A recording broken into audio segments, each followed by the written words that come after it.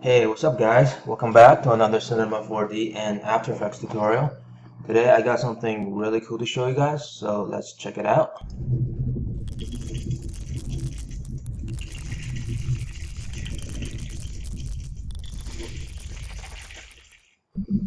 Alright, cool. So this is an animation of the cell membrane from biology, and I'm not going to go into the science of it because we got a lot of things to cover, so let's just get into it. Okay, so here we are in Cinema 4D. And first thing I'm going to do is to make a sphere. And I'm going to scale that down a little bit. Next, I'm going to make a capsule. There we go. I'm going to scale that down a little bit. And just going to size that down. Something like that. Alright. Move it to the side a little bit. A little taller. Okay. I'm going to turn off this grid right now. It's a little annoying. Okay. Next, I'm going to add a band deformer to it. I'm going to crank that up. And right now it's upside down, so I'm going to rotate that by 180. Like so.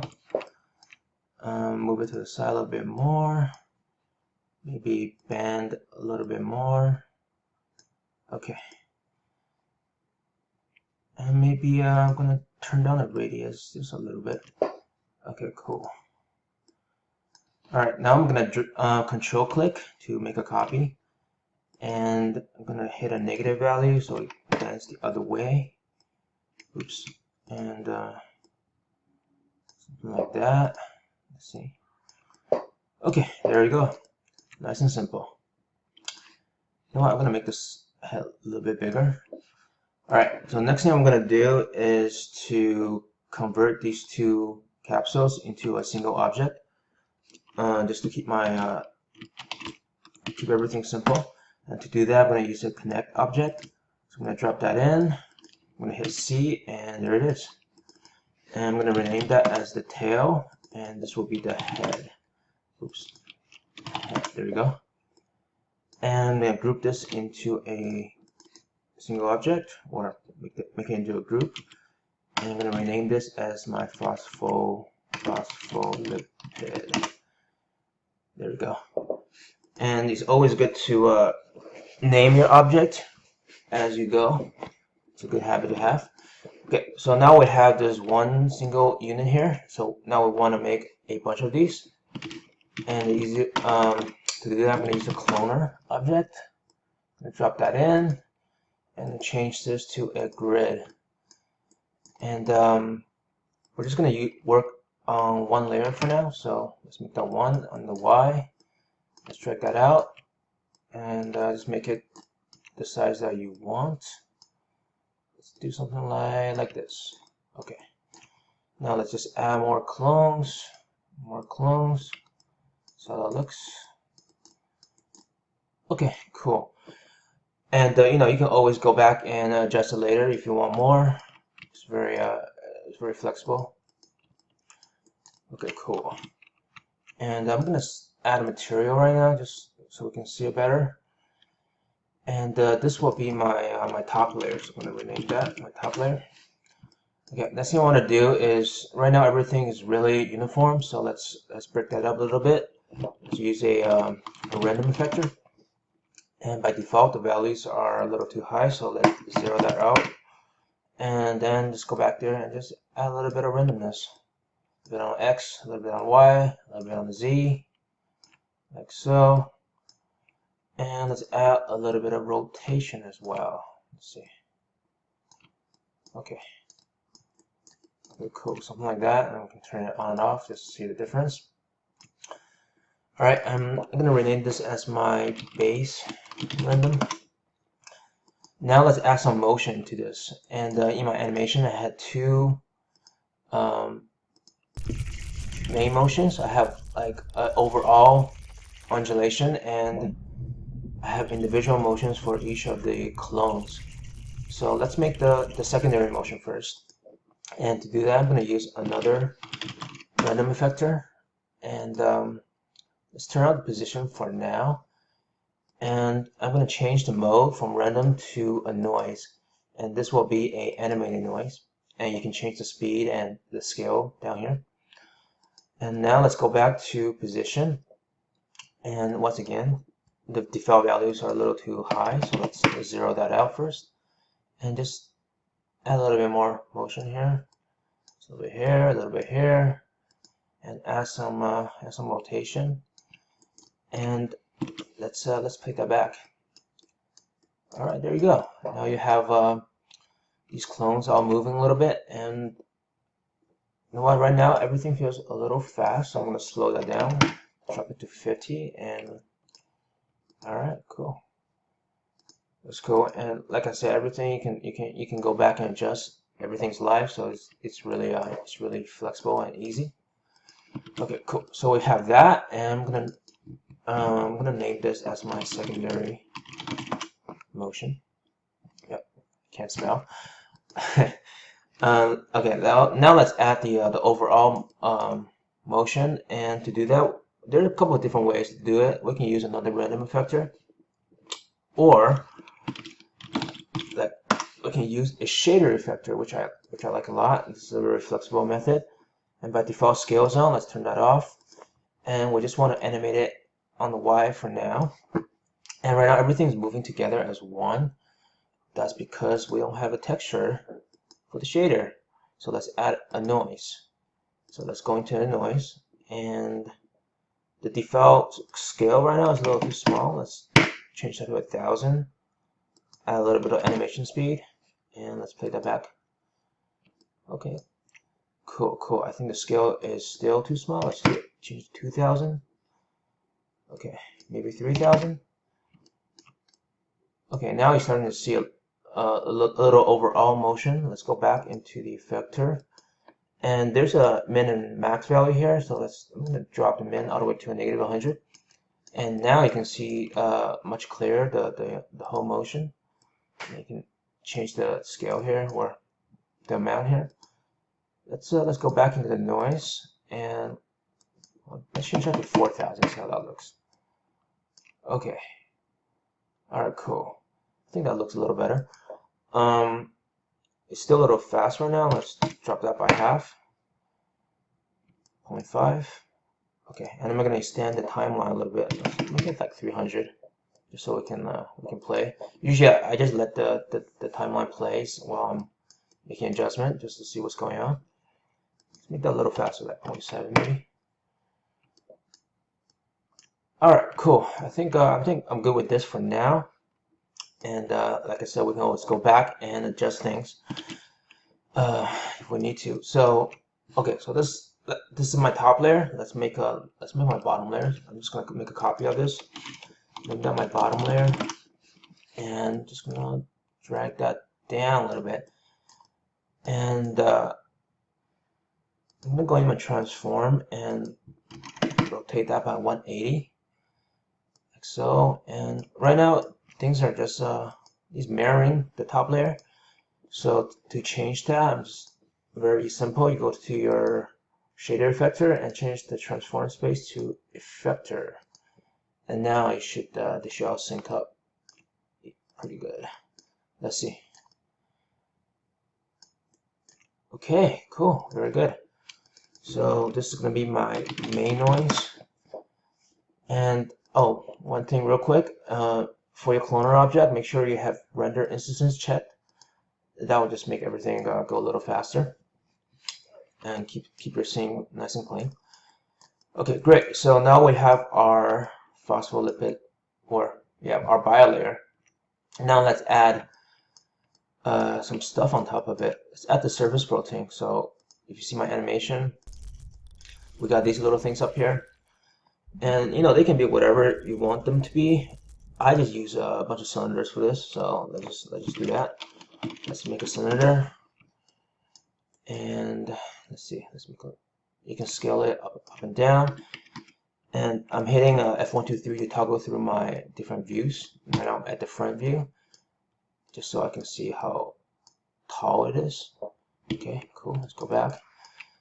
And in my cylinder, I'm going to add a little fillet.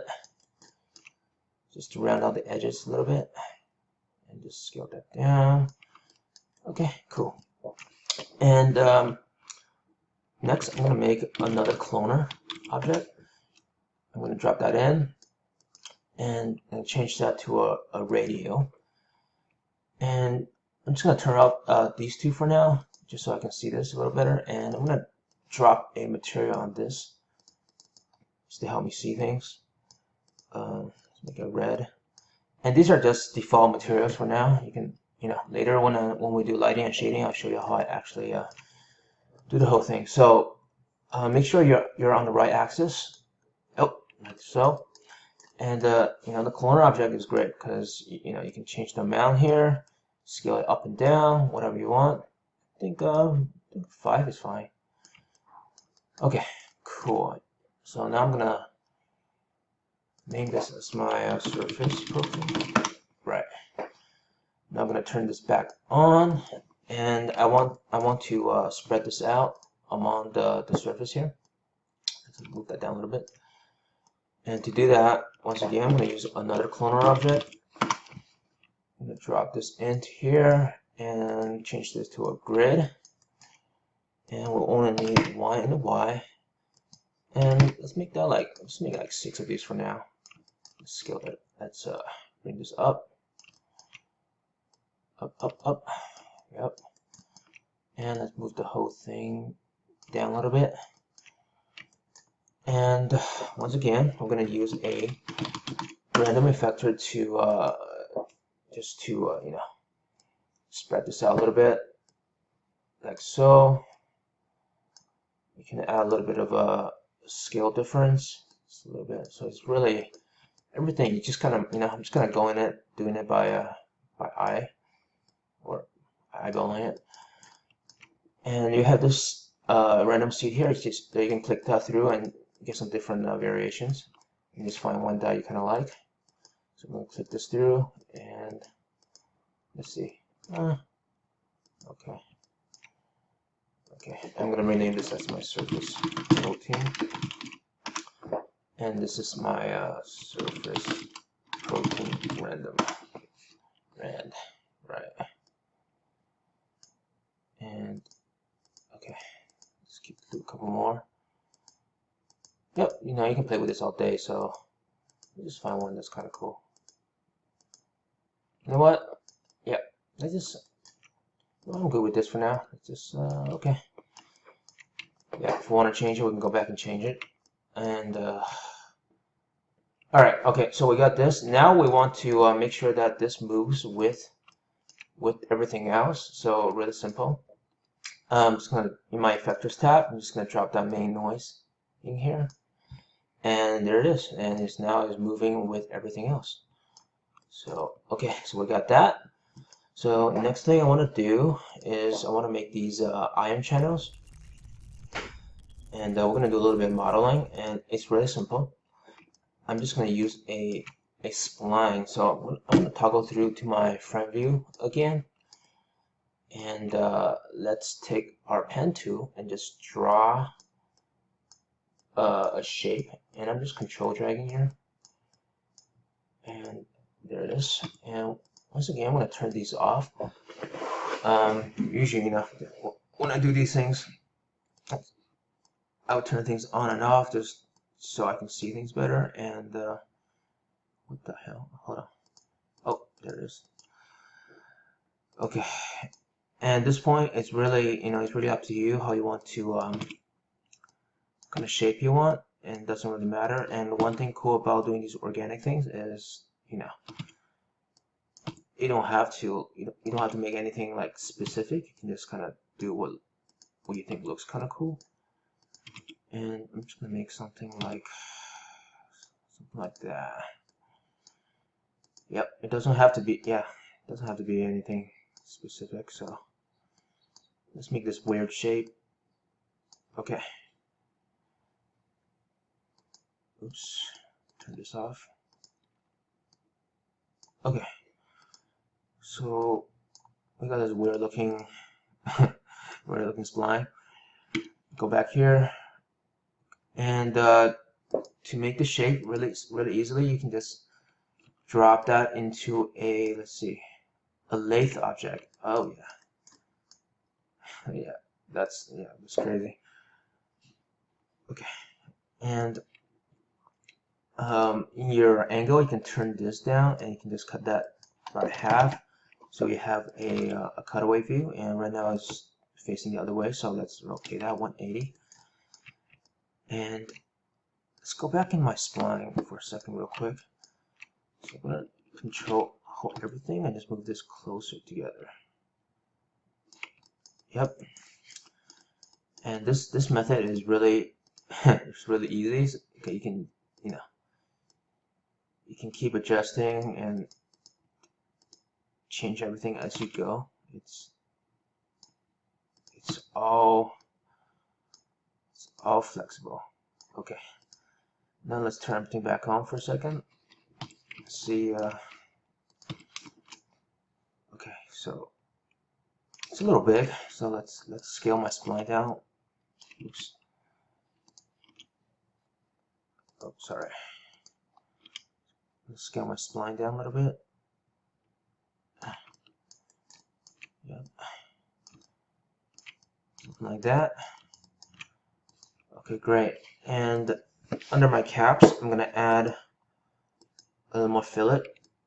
And it's always, whenever you can bevel these edges, is good to do, because when you're doing lighting and shading, this will help you catch some highlights. And in real life, you never have these really sharp edges, so just to keep things looking more natural and organic is always nice to have some bevel in the edges. Drag that down a little bit, and let's see. Cool. Okay, cool. Alright, cool. So this weird looking shape is fine. And let's position that. Let's position it somewhere. Let's see. Okay. Move this back in here a little bit. Okay, cool. So we got our protein channel or ion channel, and I had 2 of these, but I'm just gonna make 1 here just to save some time. And once again, let's try to make this move along with everything else. And to do that, really easily, I'm gonna use a fracture object and literally just drop this in. And let's add a material. Once again, a placeholder material, just so we can see things a little better, give it a color. And in my fracture object, I'm going to drop that main noise once again in here, and everything should, yep, everything's working. Line up once again. And this is cool because you can go into your lathe and still just move this along, and everything just moves along as they should be. Sorry. Okay, cool. And next thing I want to do, let's animate. Let's add some animation, because you see in my animation I have these things opening to allow these ions or these little cubes to fall through. And there are a couple of different ways to do this, but the easiest way, and I'm just going to turn everything off right now once again so I can see things. Let's go to my front view. Hold on. Oh, there it is. And to do that, the way I found that the fastest way is to just go to your characters tag and add a pose morph. And this is really cool. You want to check on points, and in your poses, just drag this back a little bit, drag this back a little bit, and you can change whatever, change the shape to whatever you want. Put that down. Okay, so we have our base pose, I mean, and then you have your single pose. So now you can go to animate, and you can just animate between these two. And if we turn back our lathe object on, and if you animate this, and you see there it is. So let's just do a quick keyframe. Let's go somewhere down here, add a keyframe, move a little bit down, Make it to 100, add another keyframe, and you have your animation. There it is. And now when we turn everything back on, and it should just work. Let's see. There it is. Nice. Very good. Okay. Okay. So the next thing I want to do is, right now we have a little issue because you see these clones in here. They're looking through, so we don't want to see that. So let's hide these. We'll get rid of these. So easy way to do this is, let's select our top layer, and we're gonna go into our mograph. Take your mograph selection tool, and I'm just gonna highlight, or select the clones I don't want to see. I'm gonna highlight this. Highlight these clones right here, and that's gonna create a mograph selection tag. And now I'm just gonna use a plane effector, and I don't need position. I'm gonna go to scale, uniform scale, and -1, and that just scales everything down to 0. And in your plane effector, you have your mograph selection tag applied to it. So I'm just going to rename this as my clones delete. And same thing, I'm going to do that to the bottom layer. I am,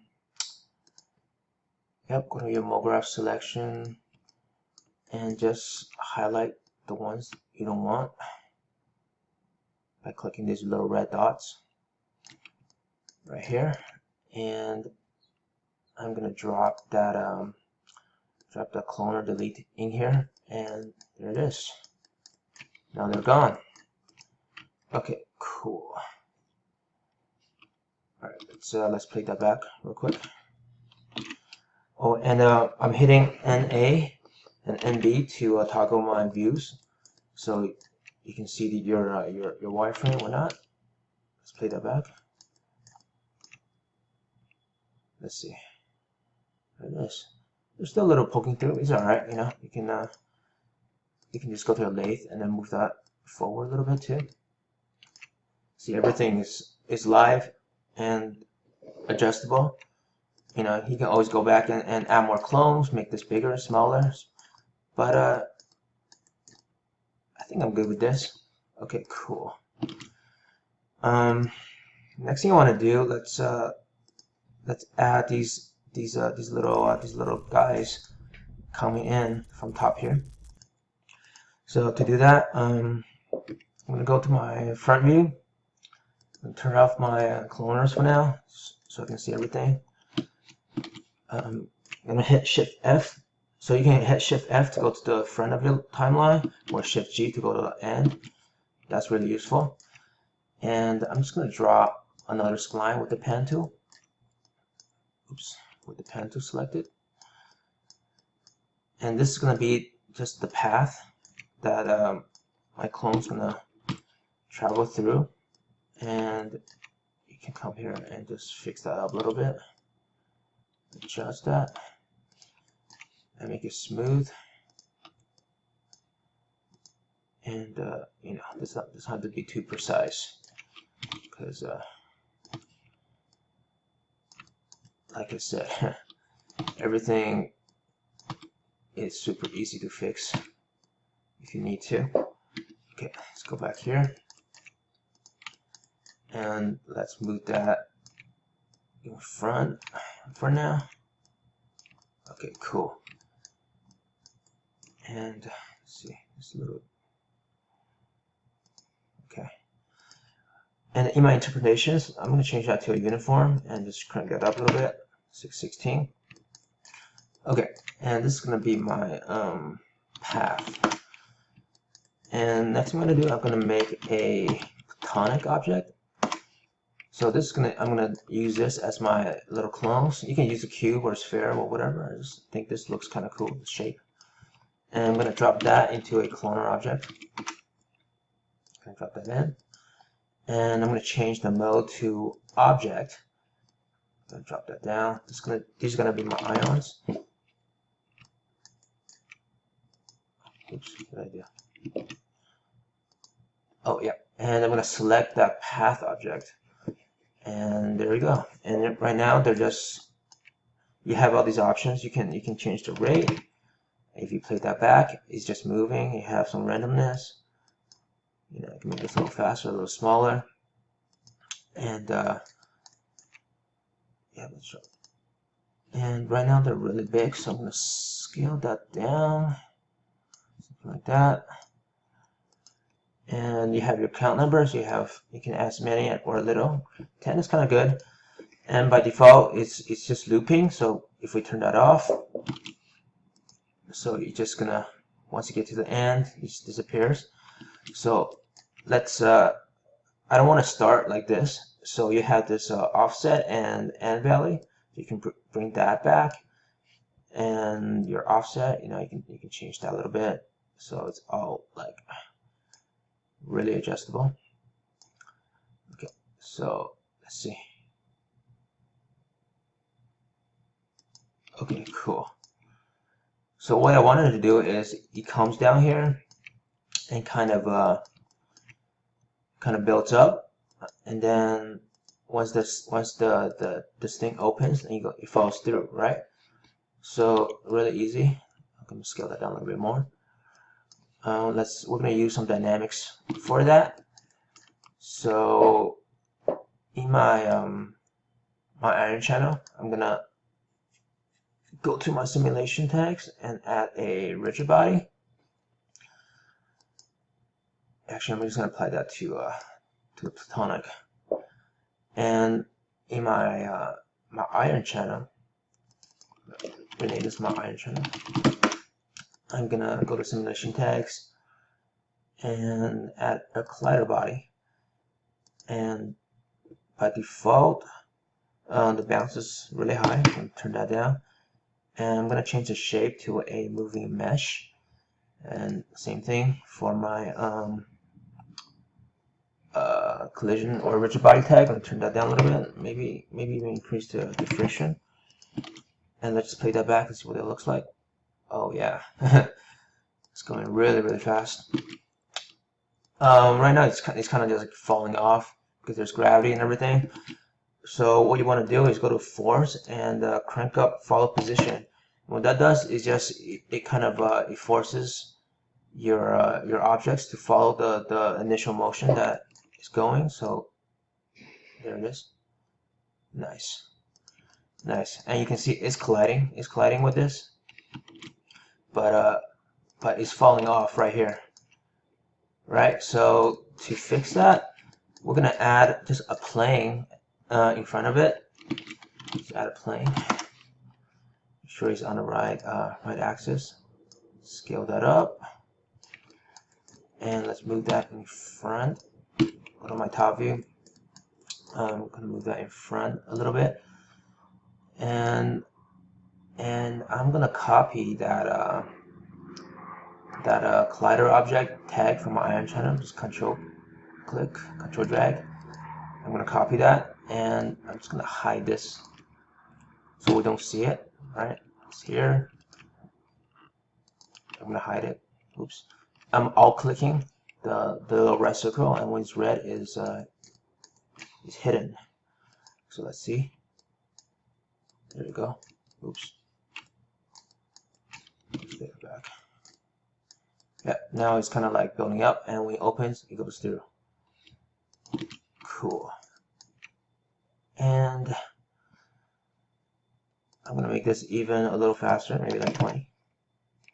So it all gets there. Cool. And you know, you can, and when you're doing this yourself, you can adjust this as much as you want.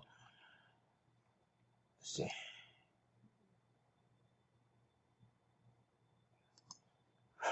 Right. And you know what? We have in your project settings, by control, you hit Control D to get here, dynamics, and by default gravity is on. And I'm just gonna take out gravity for now and see how that looks.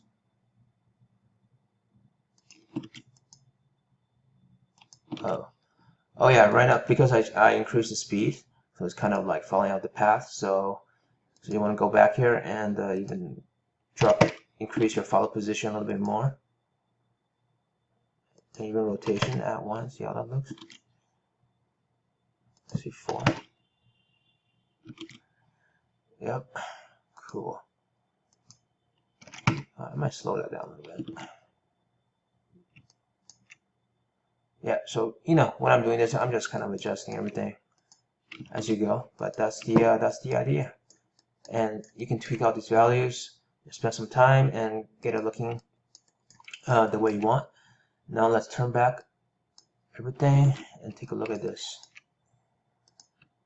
Take a look at this.